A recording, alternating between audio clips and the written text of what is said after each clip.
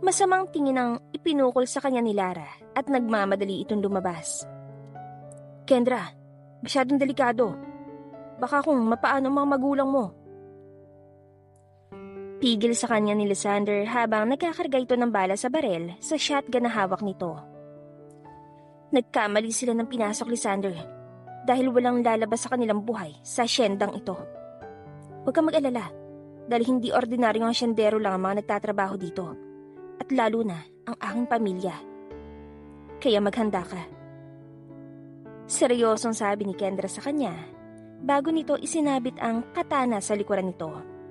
Walang nagawa si Lysander kundi ang kumuha din ng kanyang sandata bago sinundan ang paglabas ni Kendra.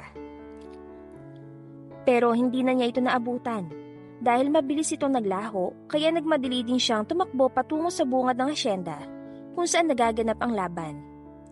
Sunod-sunod ang putukan na umalingaw-ngaw sa paligid at nagkikislapan din ang mga ilaw mula sa mga hawak nilang mga baril.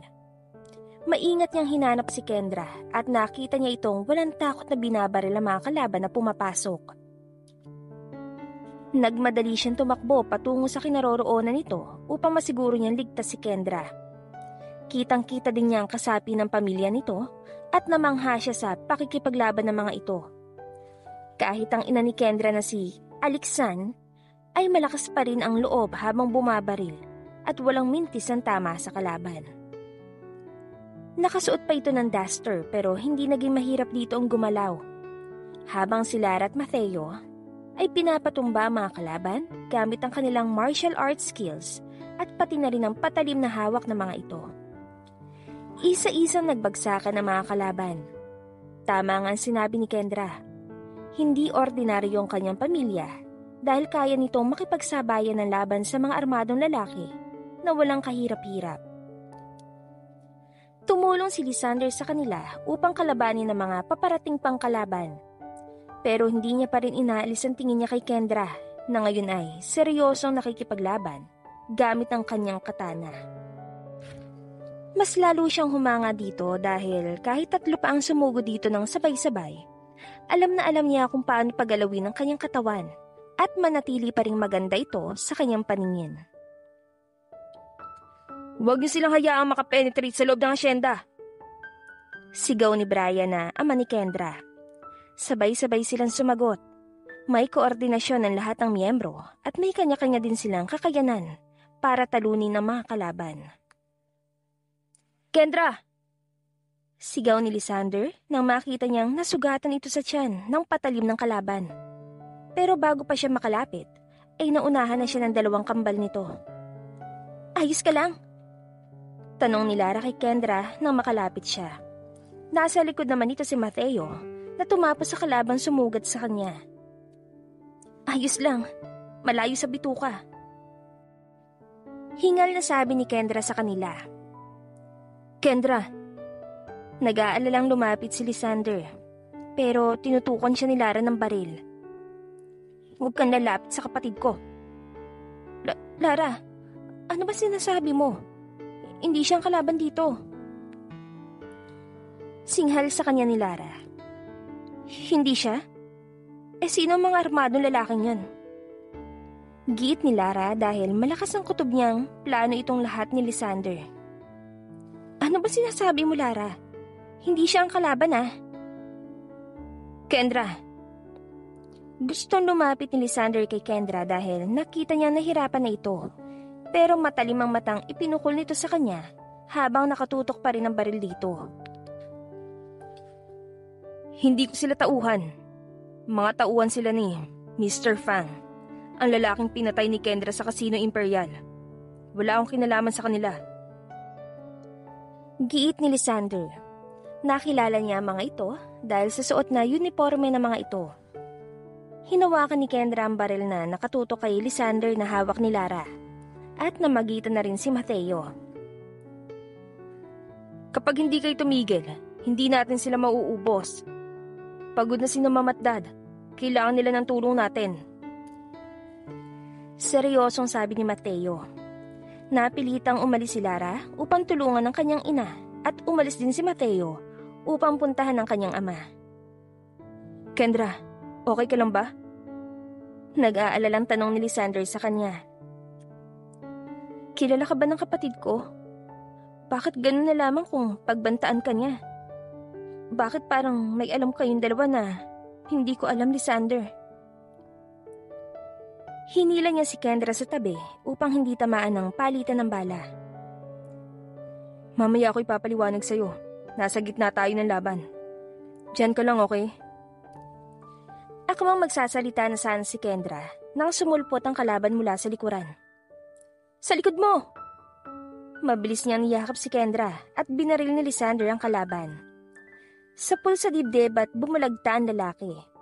May sumugod pa sa kanila kaya nagmadaling kinuha ni Kendra ang baril ng kalaban na nasa tabi niya at wala nang buhay upang tulungan si Lysander na patayin ng mga ito.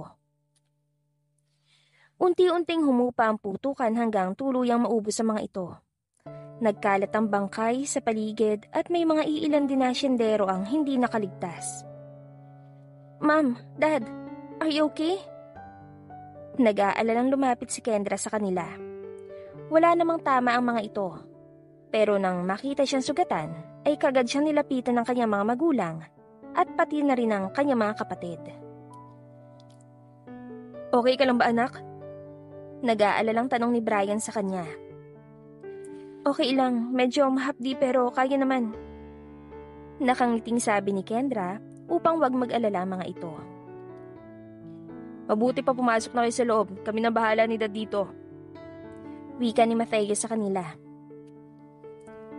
Walang papasok sa loob hanggat hindi niyo nalalaman ang totoo. Napunta kay Lara ang tingin nilang lahat. Ano ba talagang problema mo kay Lysander? Ex ka ba niya kaya ka nagagalit? Inis na tanong ni Kendra sa kakambal. Ano bang problema? Wika naman ni Brian na nagtataka din sa mga nangyayari. Hindi ako papayag. Hindi ako papayag na ikasal ang kakambal ko sa isang mafia. Seryosong sabi ni Lara habang matalim ang tingin na ipinukol nito sa kanya. Itinaas nito ang hawak na barel at tinutukan si Lysander na nagpagulat sa lahat. Mafia? Isa kang mafia? Usal ni Brian. Hindi lang siya ordinaryong mafia dahil involved sila sa mga illegal na gawain.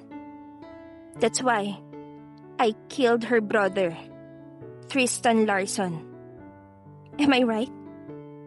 Lysander Larson? Nagulantang si Kendra sa pahayag ng kapatid niya. Alam niyang hindi nagsisinungaling ito sa kanya. Pati ang baril ni Mateo ay nakatutok na rin kay Lysander. Humarap si Kendra kay Lysander na namumuo ang mga luha sa mga mata. Totoo ba yun? Hindi makapaniwala ang tanong niya dito. Totoo. Totoong isa akong mafia. Pero hindi ako gumagawa ng illegal, kagaya ng sinasabi ng kapatid mo. Sinungaling! Tauhan mo nandun kasama ang kapatid mo. Nahuli namin sila sa akto. Kaya huwag mo nang bilugin ang ulo ng kapatid ko.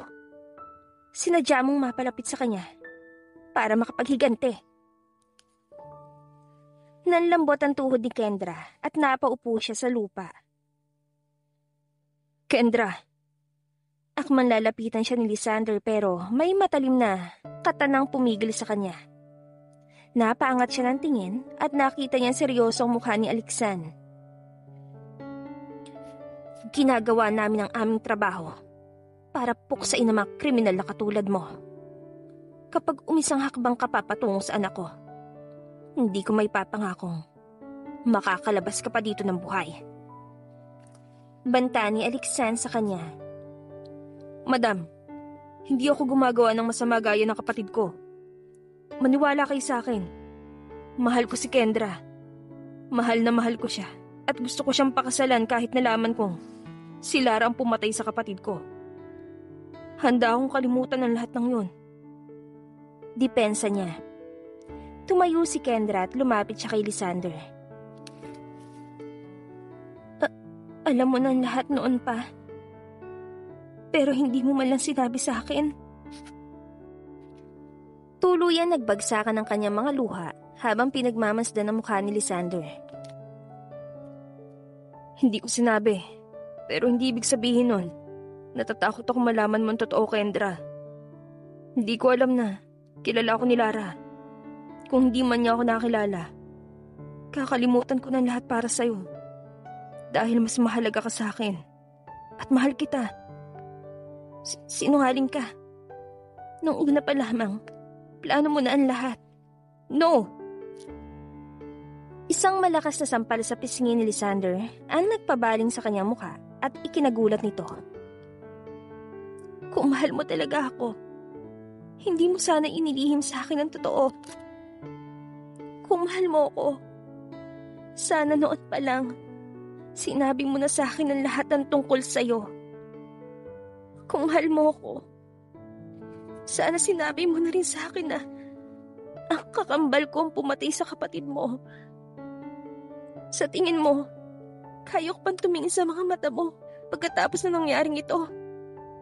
Mas naniniwala pa akong plano mo nga ang lahat para masaktan din ako. Nanlulumong sabi ni Kendra sa kanya. Hindi niya mapigilan ng pagdaloy ng luha sa kanyang mga mata. Minahal niya ng totoo si Lysander at ibinigay niya ang lahat para sa kanya. Ngunit, hindi pwedeng maging sila. Hindi niya maaaring pakasalan ng lalaking gaya niya. Kinuha ni Kendra ang hawak na katana ng kanyang ina at itinutok ito sa kanya. Nagawa mo ng gusto mo. Inangkin mo na ako at nasaktan. Pero hindi kita hahayaang gawa ng masama ang pamilya ko. Dadaan ka muna sa akin bago mo sila masaktan.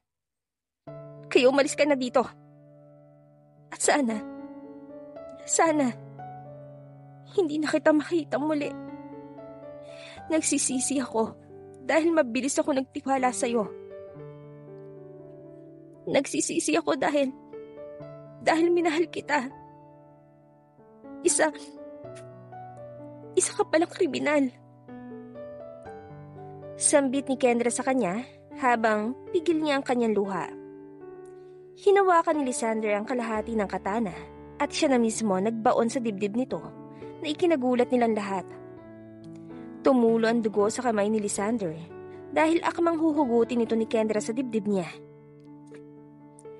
Mas gugustuhin ko pang mamatay kaysang itaboy mo ko ng ganito. Mas masakit pa sa akin kung ipagtatabuyan mo ko at hindi na makitang muli. Kaya tuluyan mo na ako. Pumikit si Lysander at hinanda niya ang kanyang sarili. Nanginig ang kamay ni Kendra at hindi niya kayang gawin ang sinasabi nito. Binitawan niya ang katana at nagmadali siyang umalis sa harapan nito at patakbong tinungo ang pabalik sa bahay. Kaagad naman siyang sinundan ng kanyang ina.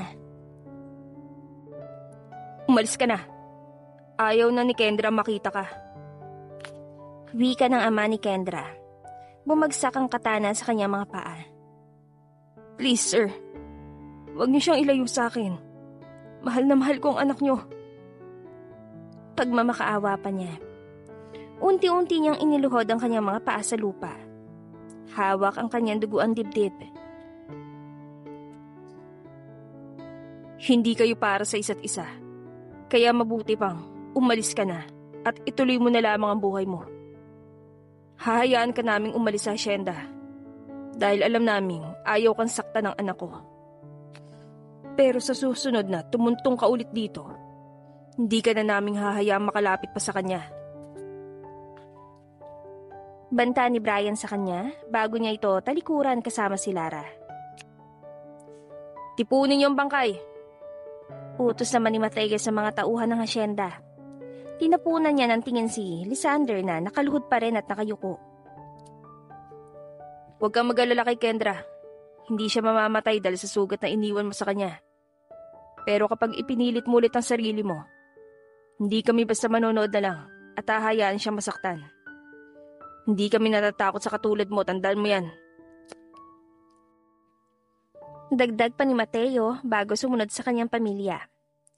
Walang nagawa si Lysander kundi ang lumabas dahil alam niyang hindi siya hahayaang makita pa ulit si Kendra. Ano ba?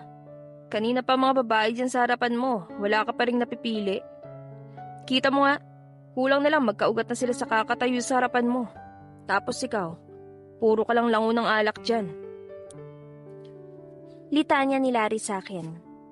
Pagkalabas ko ng hasyenda matapos ng naging pagtatalo namin ng gabing yon, ay naglakad ako sa pinakamalapit na tindahan upang makitawag para masundo ako ni Larry dahil naiwan ko ang phone ko at iba pang gamit sa kanila.